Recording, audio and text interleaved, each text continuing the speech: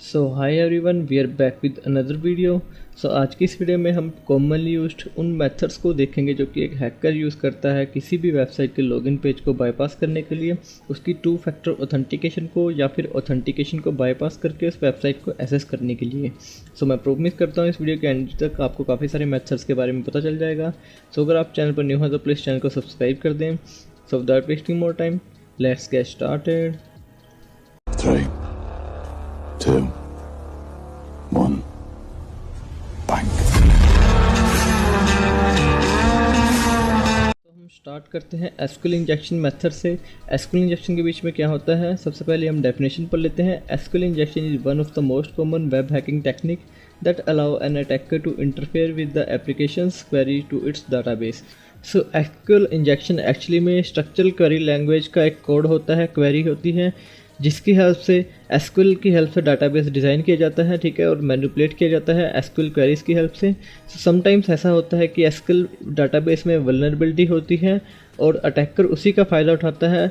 जो login page वगैरह directly SQL database से कनेक्टेड होता है उसके बीच में एसक्यूएल क्वेरी को रन करता है और ट्राई करता है कि एसक्यूएल डाटाबेस उस क्वेरी की हेल्प से रिस्पॉन्स करे बिना कोई लॉगिन किए, बिना किसी अथेंटिकेशन के। और जो आउटडेटेड एसक्यूएल के डाटाबेसेस होते हैं उनके बीच में वल्नरेबिलिटी होती है और समटाइम्स वो पासवर्ड्स वगैरह या फिर कुछ सेंसिटिव इन्फॉर्मेशन, टेबल्स, डाटा, रो, कॉलम्स वगैरह को जो है शो कर देते हैं, रिवेल कर देते हैं। तो इसको हम एसक्यूएल इंजेक्शन बोलते हैं और ये वाइडली यूज़ की जाने वाली हैकिंग टेक्निक है, ठीक है। काफ़ी सारी वेबसाइट हैं, पुरानी वेबसाइट हैं जो एसक्यूएल डाटाबेस को आउटडेटेड वर्जन यूज़ करती हैं, उनके बीच में वल्नरेबिलिटी पाई जाती है। तो गूगल डॉकिंग की हेल्प से भी आप काफ़ी सारी ऐसी वेबसाइट को फाइंड आउट कर सकते हैं। सो मूव करते हैं नेक्स्ट मेथड पे।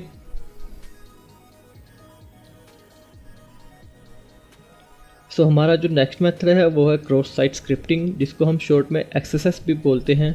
तो सबसे पहले इसकी एक क्लीन डेफिनेशन हम पढ़ लेते हैं। It is an attack in which the attacker injects malicious executable script into the code of trusted application और वेबसाइट। सो जैसे कि हमको पता लग रहा है, क्रॉस साइट स्क्रिप्टिंग का मतलब है कोई स्क्रिप्टिंग लैंग्वेज का कोड जब कोई अटैकर जो है इंजेक्ट कर देता है किसी वेबसाइट के बीच में, और जब कोई विजिटर उस वेबसाइट को विजिट करता है वो जो कोड है वो एग्जीक्यूट हो जाता है और जो अटैकर है उसको कुछ इन्फॉर्मेशन या डाटा जो है मिल जाता है विक्टिम का। सो एक्सेस क्लाइंट साइड भी होती है और रिफ्लेक्टेड भी होती है, स्टोर भी होती है, ठीक है। इसके भी आगे टाइप्स होते हैं, आप इसके बारे में रिसर्च कर सकते हैं। और समटाइम ऐसा होता है कि जो अटैकर है यूआरएल के बीच में, किसी कमेंट सेक्शन के बीच में, कहीं से भी जो इनको इनपुट बॉक्स उसको मिलता है वेबसाइट पर, ठीक है, तो उसके बीच में ट्राई करता है एक्सेस अटैक करने की, एक्सेस का पेलोड डालने की। और मेल में भी ये सेंड कर सकता है विक्टिम को, जैसे कि आप ग्राफ में देख पा रहे हैं। अटैकर सेंड करता है मेल जिसके बीच में यूआरएल होगा वेबसाइट का और साथ में ही स्क्रिप्ट होगी जो कि एक्सेस पेलोड है उसका। जैसे ही विक्टिम उस मेल को ओपन करेगा, उस लिंक को ओपन करेगा, तो वो वेबसाइट तो ओपन ही होगी, ठीक है, साथ में जो एग्जीक्यूटेबल कोड था वो भी एग्जीक्यूट हो जाएगा जो कि स्क्रिप्टिंग लैंग्वेज में क्रिएट किया गया है, जैसे कि हम जावास्क्रिप्ट का बोल सकते हैं। और अटैकर के पास कुछ सेंसिटिव इन्फॉर्मेशन आ जाएगी विक्टिम की। तो इस पूरे प्रोसेस को हम क्रॉस साइट स्क्रिप्टिंग बोलते हैं। सो नेक्स्ट मेथड हमारे पास जो है रिस्पॉन्स मैनिपुलेशन, ठीक है। ये वाइडली यूज़ किया जाना मेथड है वेबसाइट पेन टेस्टिंग में, ठीक है। काफ़ी बड़ी बड़ी वेबसाइट्स में भी इसकी हेल्प से वल्नरेबिलिटी को एक्सप्लॉइट किया जाता है, डाटाबेसेस को फाइंड किया जाता है। तो इसकी एक क्लीन डेफिनेशन हम पढ़ लेते हैं। Response manipulation, response manipulation is a technique where attackers make changes in the response before it reach the browser. So जैसा कि हम कह सकते हैं कि जैसे कि सर्वर से ब्राउज़र की तरफ वेब एप्लीकेशन में कोई रिस्पॉन्स आता है, तो इसकी हेल्प से, इस अटैक की हेल्प से उसके बीच में रिस्पॉन्स में चेंज किया जा सकता है। तो जैसे कि आप स्क्रीन पे देख पा रहे हैं, यहाँ पर वेब एप्लीकेशन है, ठीक है। वहाँ पर यूज़र ने राज अपना यूज़र नेम डाला और पासवर्ड डाला और उसको सेंड किया रिक्वेस्ट। एक बफसूट टूल होता है जो कि वाइडली यूज़ किया जाता है इंटरसेप्ट के लिए। तो बफसूट की हेल्प से उसने रिक्वेस्ट को मैनिपुलेट कर दिया और यूज़र की जगह एडमिन डाल दिया। इसके बाद अगर वेब सर्वर जो वल्नरेबल है, मे बी वेब अटैकर को या वेब एप्लीकेशन जो यूज़र है उसको एडमिन एक्सेस प्रोवाइड करते हैं। सो नेक्स्ट मेथड हमारे पास जो है वो है ब्रूट फोर्स अटैक। इसका आपको जरूर से पता होगा अगर आप साइबर सिक्योरिटी के फील्ड में ज़रा सा भी इंटरेस्ट रखते हैं।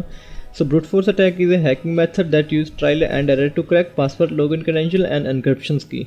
तो ट्रायल एंड एरर से यहाँ पे मतलब है कि ये ट्राई करता है बार बार पासवर्ड गस करने की और अटैम्प्ट करने की, लॉगिन करने की, एक्सेस करने की, तो इसको हम ट्रायल एंड एरर मेथड बोलते हैं, ठीक है। काफ़ी सिंपल ये टेक्निक है। इसके बीच में एक प्रोग्राम यूज़ किया जाता है जो कि ये सभी प्रोसेस को ऑटोमेट कर देता है। जैसे कि आप ग्राफ पे देख पा रहे हैं, जो हैकर है वो ऑटोमेटेड टूल का यूज़ कर रहा है जो कि मल्टीपल लॉगिन अटैम्प्ट सेंड करता है विक्टिम की मशीन को या फिर सर्वर को या फिर टारगेट वेबसाइट के सर्वर को, और ट्राई करता है सही पासवर्ड गस करने के लिए। जो बड़ी बड़ी वेबसाइट्स हैं उनके बीच में जो है प्रोटेक्शन लगी होती है, अगर 3-4 गलत अटैम्प्ट किया जाता है तो आईपी एड्रेस को वो ब्लॉक कर देती हैं।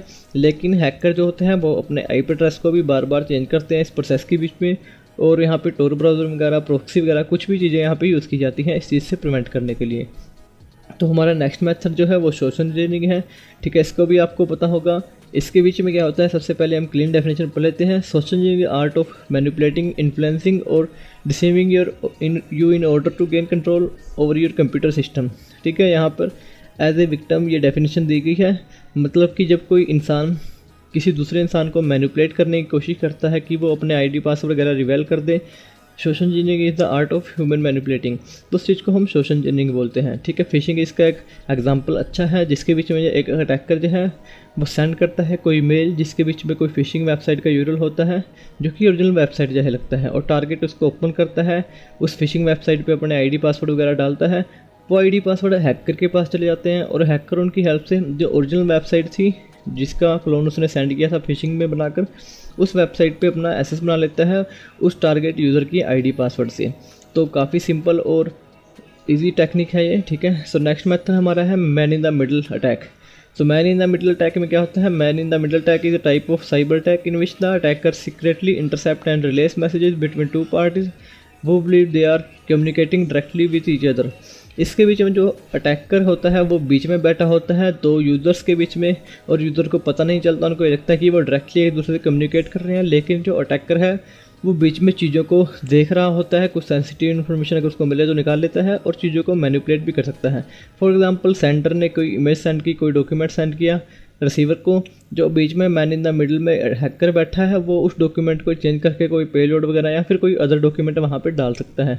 सो जैसे कि आप स्क्रीन पर देख पा रहे हैं पूरी प्रोसेस ऐसी चलती है, और ये जो अटैक है ये तब परफॉर्म होता है जब सेम नेटवर्क पर कनेक्टेड होते हैं किसी ऑर्गेनाइजेशन के किसी वाईफाई नेटवर्क के।